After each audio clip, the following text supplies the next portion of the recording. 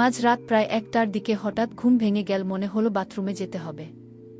ধীরে ধীরে উঠে বাথরুমের দিকে পা বাড়ালাম। ফিরতে কিছুটা সময় লেগে গেল। ঘরে ফিরে দেখি কাকি বিছানায় শুয়ে আছেন, তবে উল্টো দিকে মুখ করে। ঘরের মৃদু আলো মনে হচ্ছিল। কাকির মুখটা ঝলমলে আলো তাকে আরও মোহময়ী করে তুলছিল। আমি আস্তে আস্তে পা বাড়িয়ে তার কাছে গেলাম। দেখলাম তিনি গভীর ঘুমে আচ্ছন্ন। তার মুখে শান্তির ছাপ স্পষ্ট। এমন দৃশ্য দেখে আমার মনে যেন এক ধরনের অস্থিরতা কাজ করতে শুরু করল।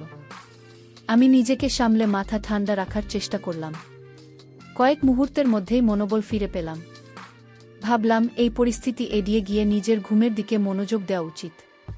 কিন্তু ঠিক তখনই কাকে ঘুম ভেঙে গেল। আমাকে সামনে দেখে তিনি কিছুটা অবাক হলেন। তারপর কাকি আমাকে জিজ্ঞেস করলেন, তুমি এত রাতে আমার এখানে কেন? আমি বললাম, কাকিনা মানে এমনিতেই আসছিলাম। কাকি তখন বলল, তোমার চোখ মুখ দেখে মনে হচ্ছে তুমি খারাপ কিছু ভাবছ। তারপর কাকি বলল, লজ্জা পেতে হবে না, আমাকে তুমি স্পষ্টভাবে বলতে পারো কি চাই তোমার। আমি তখন মনের সাহস নিয়ে কাকে কি বললাম, কাকা কি আজ রাতে তোমার সাথে থাকতে চাই। কাকি বলল, ঠিক আছে থাকো আমার বিছানায়, কিন্তু মাথায় অন্য কোনো চিন্তা আনবে না, মনে রেখো আমি তোমার কাকিমা। তারপর কাকিমা রুমে কাকিমার সাথে থাকলাম। কিন্তু হঠাৎ ঘুমের মধ্যে কাকিমা আমার এমন জায়গায় হাত দিয়েছিল যা আমি আগেই চেয়েছিলাম। তারপর কাকিমা লজ্জা ভেঙে আমার সাথে সারা রাত। আমি জিসান। কাকি ছিলেন অসম্ভব সুন্দরী এক মহিলা। তার একটু স্বাস্থ্যবান চেহারা তাকে আরও আকর্ষণীয় করে তুলেছে। যে কেউ তাকে একবার দেখলে মুগ্ধ হয়ে যেত। কয়েকদিন আগে আমি একটি ইন্টারভিউয়ের জন্য মুম্বই থেকে গুজরাট যাচ্ছিলাম।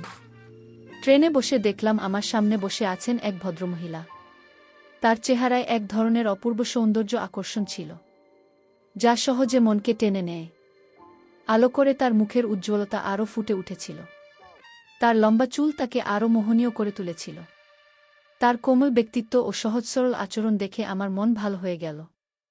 তাকে দেখে এক ধরনের ইতিবাচক অনুভূতি কাজ করছিল, যেন তার উপস্থিতি আমাকে সাহস দিচ্ছে। ট্রেন চলতে চলতে ভাবলাম, তার সঙ্গে কথা বললে কেমন হয়। অবশেষে সাহস করে আলাপ শুরু করলাম। তিনি হাসি মুখে জিজ্ঞেস করলেন, আপনি কোথায় যাচ্ছেন? আমি হেসে বললাম, গুজরাটে যাচ্ছি, সেখানে একটি ইন্টারভিউ আছে। তিনি শুনে বললেন, খুব ভালো, আমি গুজরাটের বাসিন্দা। এরপর তিনি জানালেন তিনি মুম্বাই এসেছিলেন তার স্বামীর সঙ্গে দেখা করতে। আমি জানতে চাইলাম, আপনার নাম কি? তিনি বললেন, আমার নাম ইভা। আমি বললাম, আপনি গুজরাটের কোনো এলাকায় থাকেন? তিনি উত্তর দিলেন, আমি কলেজে থাকি। আমাদের আলাপ চলতে লাগল। কথা বলার সময় তার ব্যক্তিত্ব আমাকে ক্রমশ আকর্ষণ করতে থাকল। ভ্রমণের সময় আমরা একে অপরের জীবনের গল্প ভাগাভাগি করলাম। আমি তাকে জানালাম আমার ইন্টারভিউ। একটি অটোমোবাইল কোম্পানিতে তিনি আমাকে উৎসাহ দিলেন। তার কথাগুলো খুব আন্তরিক এবং শক্তি জোগানোর মতো ছিল। রাতের প্রায় 10টা বাজে ট্রেন যখন গল্প স্টেশনে থামল, আমিও ইভাঙ্কা দুজনেই ট্রেন থেকে নামলাম। কাকির ব্যক্তি ভারী ছিল, তাই আমি বললাম, কাকি আমি আপনার ব্যাগটি ধরছি। তিনি আন্তরিকভাবে ধন্যবাদ জানালেন। স্টেশন থেকে বাইরে এসে জিজ্ঞেস করলেন, এখন রাতে কোথায় থাকার পরিকল্পনা করেছেন? আমি বললাম, সম্ভবত একটি হোটেল খুঁজতে হবে। তখনই বললেন, যদি সমস্যা না হয় আপনি আমাদের বাড়িতে আসতে পারেন। বাড়ির কাছেই। আমি কিছুক্ষণ ভেবে সম্মতি দিলাম। রাতে অচেনা জায়গায় হোটেল খোঁজার থেকে কাকির বাড়িতে যাওয়ায় নিরাপদ মনে হল। ট্রেনে তার সঙ্গে আলাপ। এরপর থেকে আমি বেশ স্বস্তি অনুভব করছিলাম। আমরা দুজনে হাঁটতে হাঁটতে তার বাড়ির দিকে এগিয়ে গেলাম। হাঁটার সময় তাকে জিজ্ঞেস করলাম, আপনার বাড়ি আর কত দূর? তিনি হেসে বললেন, আর একটু দূর, তুমি দেখবে আমাদের বাড়ির পরিবেশ খুব সুন্দর। তার কথায় আশ্বস্ত হলাম। ভাবলাম, এটি হয়তো একটি নতুন বন্ধুত্বের সূচনা হতে পারে। তার বাড়িতে পৌঁছে তিনি দরজা খুলে আমাকে ভেতরে আসার আমন্ত্রণ জানালেন। ভিতরে ঢুকে আমি বললাম, ধন্যবাদ কাকি। তিনি হাসি মুখে বললেন, ধন্যবাদ তো আমাকে বলা উচিত, তুমি আজ আমাকে অনেক সাহায্য করেছে। বাড়ির ভিতরে একটি নরম আলো ছিল আর দেওয়ালে ঝোলানোর ছবি বাড়িটিকে অদ্ভুতভাবে সুন্দর করে তুলেছিল। কাকে স্নেহ ভরা কণ্ঠে জিজ্ঞেস করলেন, জিসান, তোমার কি ক্ষুধা লেগেছে? কিছু খাবে? সত্যি বলতে আমার পেটেও বেশ কিছু ছিল, তাই বিনয়ের সঙ্গে বললাম, কাকে একটু ভাত হলেই চলবে। তিনি মুচকি হেসে বললেন, ঠিক আছে আমি রান্না করি, তুমি সামনের ঘরে গিয়ে বিশ্রাম নাও। আমি তার কথা মতো সামনের ঘরে গেলাম। নিজের কাপড় পরিবর্তন করে হাত মুখ ধুয়ে নিলাম। ঘরটি খুবই আরামদায়ক এবং শান্ত ছিল, যা আমার মনে এক ধরনের স্বস্তি এনে দিয়েছে। তিনি দেখতে বেশ সুন্দর লাগছিলেন। তার সাধারণ পোশাকে একটি অসাধারণ আকর্ষণ ছিল। তিনি হাসি মুখে বললেন, কি হলো, ঠিক লাগছে না? আমি হেসে বললাম, কাকি, আপনি তো খুব সুন্দর দেখাচ্ছে। আমার কথায় তিনি মুচকি হেসে রান্নার কাজে ফিরে গেলেন। আমি বিছানায় বসে ফোনে কিছু দেখতে শুরু করলাম। কিছুক্ষণের মধ্যেই রান্না করা খাবারের সুগন্ধ এসে পৌঁছান। কাকি বললেন, খাবার প্রায় হয়ে গেছে, তুমি টেবিলে বসো। আমি টেবিলে গিয়ে বসলাম। তিনি ভাত আর তরকারি পরিবেশন করলেন। আমরা খাবার খেতে খেতে কথাবার্তা বলছিলাম। কাকে জিজ্ঞেস করলেন, খাবার কেমন লাগছে? আমি বললাম, অত্যন্ত ভালো। তিনি হেসে বললেন, আর আমার বাড়ি কেমন লাগল? আমি বললাম, বাড়ি খুব ভালো। এরপর তিনি ধীরে ধীরে প্রশ্ন করলেন, এই বাড়ির মালকিনকে কেমন লাগল? আমি একটু বিস্মিত হয়ে বললাম, তিনি তো খুব ভালো। তিনি ধন্যবাদ জানিয়ে বললেন, তোমার ইন্টারভিউ এর সময়? তখন আমি বললাম, কাল সকাল 10টায়। তিনি বললেন, তাহলে সমস্যা নেই, আমি তোমার জন্য নাস্তা বানিয়ে দেব, তুমি খেয়ে যেও। আমি সম্মতি জানালাম। খাওয়া শেষে আমরা থালা বাসন পরিষ্কার করলাম।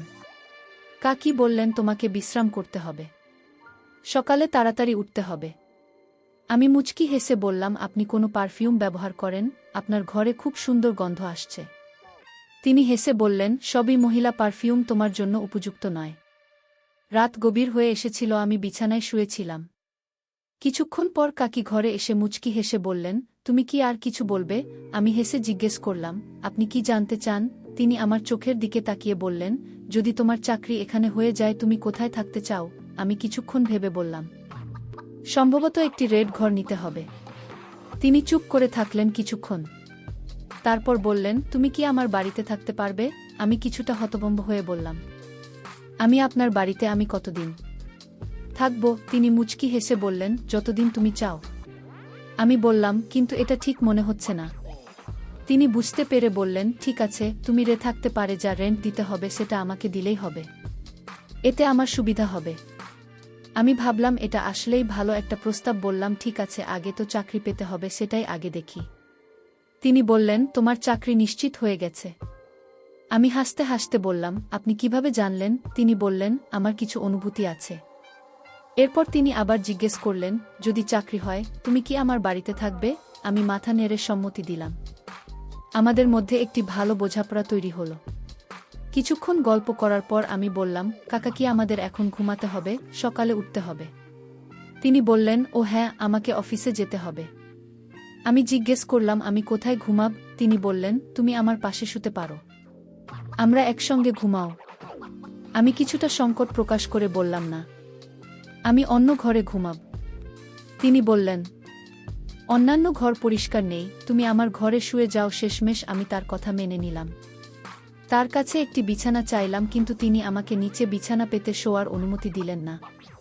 তিনি নিজেই বললেন, তুমি আমার বিছানায় শুয়ে পড়ো। ধীরে ধীরে ঘরের পরিবেশ শান্ত হয়ে গেল। রাতের নিস্তব্ধ বাতাসে মনে হচ্ছিল, এই অজানা সাক্ষাৎ আমাদের জীবনের নতুন অধ্যায়ের সূচনা করতে পারে। রাত প্রায় একটা, ঘুম ভেঙে গেল।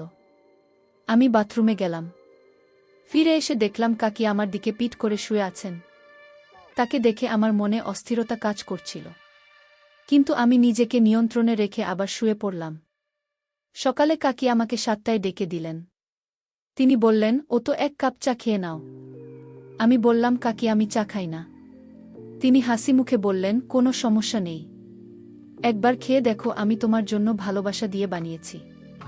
তার কথায় অন্যরকম অর্থ অনুভব করছিলাম, কিন্তু নিজের অজান্তেই তা উপেক্ষা করলাম। প্রস্তুত হওয়ার সময় কাকি বললেন, ইন্টারভিউ শেষ হলে আমার সাথে দেখা করতে এসো এবং কাজের খবর জানাও। আমি একটি অটো নিয়ে ইন্টারভিউ দিতে বেরিয়ে পড়লাম। দুপুর 3টার দিকে ফিরে এসে দেখি বাড়ির দরজায় তালা লাগানো। আমার কাপড় সব ভিতরে ছিল, আর আমি কাকির ফোন নম্বর নিতে ভুলে গিয়েছিলাম। বাধ্য হয়ে অপেক্ষা করতে লাগলাম। সন্ধ্যা 5টার দিকে কাকি ফিরলেন। তিনি একটি সুন্দর পোশাক পরেছিলেন। দরজা খুলে আমাকে ভিতরে আসতে বললেন। এরপর বললেন, তুমি একটু দাঁড়াও, আমি কাপড় পরিবর্তন করে আসি। কিছুক্ষণ পরে বেরিয়ে এলেন। তিনি জিজ্ঞেস করলেন, এখন বলো, ইন্টারভিউ কেমন হলো? আমি বললাম, আমার তো বাড়ি যেতে হবে। এটা শুনে কাকি একটু বিষণ্ণ হয়ে বললেন, ইন্টারভিউ ভালো হয়নি, কাজ পাওনি। আমি উত্তর দিলাম, না, এমন কিছু নয়, আমার চাকরি হয়েছে এবং আমাকে 3 দিন পর যোগদান করতে হবে। আমি খুশি হয়ে জানতে চাইলেন, তাহলে তুমি বাড়ি যাচ্ছ কেন? তার কথায় বোঝা যাচ্ছিল আমার চলে যাওয়া তাকে কিছুটা দুশ্চিন্তাগ্রস্ত করছে। আমি বললাম, আমার কাছে তেমন কাপড় নেই, আমাকে পরিবারের সঙ্গে দেখা করতে যেতে হবে, কিছু প্রয়োজনীয় জিনিসপত্র নিয়ে আসতে হবে। কাকি আশাবাদী চোখে প্রশ্ন করলেন, তুমি ফিরে আসবে তো? তার চোখে এমন এক অভিব্যক্তি ছিল যে আমার চলে যাওয়া তাকে সত্যিই কষ্ট দিচ্ছে। আমি বললাম, কাকি, আমি অবশ্যই ফিরে আসে। এতে তিনি কিছুটা খুশি হয়ে বললেন, তুমি কখন যাচ্ছে ট্রেন? তখন আমি বললাম, কাল সকালে। রাতের ট্রেনে সুযোগ নেই। এটি শুনে তিনি অনেক আনন্দিত হলেন এবং বললেন, ঠিক আছে, তাহলে আজ তোমার জন্য ঘর সাজাই, সন্ধ্যায় পার্টি হবে। আমি জিজ্ঞেস করলাম, পার্টি কিসের জন্য? কাকি বললেন, অবশ্যই তোমার চাকরির জন্য। আমি বললাম, আমার কাছে খুব বেশি টাকা নেই। তিনি হাসি মুখে বললেন, কোনো সমস্যা নেই, পার্টি আমি দেব, স্যালারি পাওয়ার পর তুমি ফিরিয়ে দিও। আমরা একসঙ্গে রুম সাজাতে শুরু করলাম। কাজ করতে করতে সন্ধ্যা হয়ে গেল। তারপর তিনি জিজ্ঞেস করলেন, তুমি বাড়িতে খাবেন না বাইরেও? আমি বললাম, বাড়িতে খাবো। আমি একটু চমকে বললাম, কি বলতে চাইছেন তিনি? আমি বললাম, হ্যাঁ করেছি। তিনি কথা শেষ করতে না দিয়েই বললেন, তাহলে সিদ্ধান্ত হয়ে গেছে, তুমি বাইরে থেকে কিছু নিয়ে এসো। আমি কিছু খাবার প্রস্তুত করেছি। তিনি আমাকে 2000 টাকা দিলেন এবং বললেন, দোকানে গিয়ে একটি বোতল কিনলাম, যার দাম ছিল না শেষ। সত্যি বলতে এর আগে কখনো এত দামি বোতল কিনি। তবে আমি বোতল, কিছু ফল এবং সিগারেট কিনে নিয়ে ফিরে এলাম। এদিকে কাকি রান্না শেষ করে রেখেছিলেন। তিনি পরোটা এবং আলু পোস্ত রান্না করেছিলেন। আমাকে দেখে কি বললেন, তুমি পোশাক পরিবর্তন করে না? ওই পোশাকগুলো নোংরা হয়ে গেছে, দ্রুত সাবান নিয়ে ফ্রেশ হয়ে এসো। আমি বললাম, কিন্তু আমার তো অন্য কাপড় নেই। কাকি বললেন, এই নাও, একটি টি-শার্ট পরে নাও। আমি কাপড় নিয়ে আমার ঘরে গেলাম। স্নান সেরে নতুন পোশাক পরে বের হয়ে এলাম। কাকি ঘরে যেতে দেখলাম। তিনি তখনও স্নান করছেন। আমি তাকে ডাকলাম। তিনি বললেন, তুমি যা আনবে তা নিয়ে এসো, আমি একটু পরে আসছি। তিনি আমাকে জল আর অন্যান্য জিনিস আনার নির্দেশ দিলেন। আমি সবকিছু প্রস্তুত করে আনলাম। ড্রাই ফ্রুট কেটে প্লেটে সাজালাম, দুজনের জন্য গ্লাসে জল রেখে দিলাম। ড্রয়িং রুমে বসেছিলাম। তখনই ঘরে ঢুকলেন। আমি তাকিয়ে রইলাম। কাকি আমার দৃষ্টি বুঝতে পেরে মিষ্টি করে বললেন, কি দেখছে? আমি চোখ সরিয়ে বললাম, কিছু না, শুধু আপনার সৌন্দর্য দেখছিলাম। তিনি হাসতে লাগলেন। সত্যি বলতে তাকে খুব সুন্দর লাগছিল। আমি গ্লাসে জল ঢালতে শুরু করলাম। এর মধ্যে জিজ্ঞাসা করলেন, আমার কেমন লাগছে? আমি বললাম, সত্যিটা কি, আজকে খুব ভালো লাগছে। নেন। কাকি একটু হাসলেন এবং বললেন, ভাল লাগছে নাকি আরও কিছু? আমি কোনো উত্তর না দিয়ে জল শেষ করে দিলাম। নতুন একটি জল তৈরি করতে বোতল হাতে নিলাম। তখন কাকি বললেন, আরে এত তাড়াতাড়ি কেন? এবার আমি বানাচ্ছি। এই কথা বলে তিনি বোতল নিয়ে আরও পানি আনতে গেল। তারপর মৃদু স্বরে বললেন, জানো, একটা কথা জিজ্ঞাসা করব। আমি বললাম, অবশ্যই। তা কি? তিনি বললেন, তুমি কি সত্যি বলবে নাকি মিথ্যে? আমি বললাম, সত্যি বলবো। তিনি প্রশ্ন করলেন, তোমার কতজন গার্লফ্রেন্ড আছে? এই প্রশ্ন শুনে আমি একটু থমকালাম। কাকি মিষ্টি হাসি দিয়ে চোখের ইশারায় বললেন, বলো তো। আমি বললাম, কাকা কি একজনই আছে? তিনি মৃদু হাসলেন এবং বললেন, তোমার কি তার সঙ্গে ভালো সম্পর্ক গড়ে উঠেছে? আমি সরলভাবে উত্তর দিলাম, হ্যাঁ হয়েছে। কাকি আবার জানতে চাইলেন, তোমরা কতবার দেখা করেছ? আমি বললাম, মাত্র 2-1 বার। আমার কথা শুনে তিনি একটু স্বস্তি পেলেন। তার চেহারা যেন এক ধরনের উচ্ছ্বাস ফুটে উঠেছিল। আমি হঠাৎ একটু এগিয়ে এসে হাসি মুখে বললেন, কেন এমন ভাবে তাকিয়ে আছো? কি ভাবছ? আমি মৃদু হাসি দিয়ে চুপ করে রইলাম। সেই মুহূর্তটা ছিল শান্ত এবং গভীর, কথার বাইরেও কিছু অনুভূতি প্রকাশ পাচ্ছিল। তিনি আবার বললেন, বলো তো, তুমি কি ভাবছ? আমার কসম। আমি বললাম, কাকি, আপনাকে সত্যি অসাধারণ লাগছে। তিনি হাসতে হাসতে বললেন, এটা তো আমি জানি, কিন্তু তুমি কি জানো তোমার আঙ্গুল কেন এখানে থাকে না? আমাকে এমন কথাই বলতেন তিনি মিষ্টি হাসি দিয়ে বললেন, আচ্ছা, তুমি জানো তোমার আঙ্কেল এখানে কেন থাকেন না? আমি বললাম, আঙ্কেল তো মুম্বাই কাজ করেন আর আপনার চাকরি এখানে, তাই আপনাদের আলাদা থাকতে হয়। তবে সুযোগ পেলে তো দেখা হয়। কি বললেন, তোমার গার্লফ্রেন্ডের সাথে কিভাবে দেখা করো? আমি বললাম, যখনই সুযোগ পাই তখন দেখা করি। এভাবে কথা বলতে বলতে আমাদের গ্লাস খালি হয়ে গেল। কাকি আবার বোতল নিয়ে নতুন করে পানি নিয়ে আসলেন। আমরা আবারও পানি পান করলাম। এরপর তিনি আমার হাত থেকে সিগারেট নিয়ে বললেন, তুমি আমাকে খুব ভালো লাগতে শুরু করেছে। আমি বললাম, কাকি আপনি তো এখনও খুব ভালো লাগছে, কিন্তু আপনি বিবাহিত, তাই বিয়ে করার কোনো প্রশ্নই আসে না। এ কথা বলেই আমি হাসতে লাগলাম। এভাবে আমাদের সারাটি রাত কাটান। গল্পের শিক্ষা: এই ধরনের সম্পর্ক গড়ার ক্ষেত্রে মানবিক মর্যাদা এবং সীমারেখার প্রতি মনোযোগ দেওয়া উচিত। সম্পর্ক তখনই সফল হয় যখন উভয় পক্ষ একে অপরের আত্মসম্মানের প্রতি শ্রদ্ধা জানায়, অন্যের ব্যক্তিগত সীমা অতিক্রম না করা এবং কখনোই তাদের অস্বস্তিতে না ফেলে। আমাদের গল্পটি কেমন লাগলো তা অবশ্যই কমেন্ট বক্সে জানিয়ে দিবেন। ধন্যবাদ সবাইকে।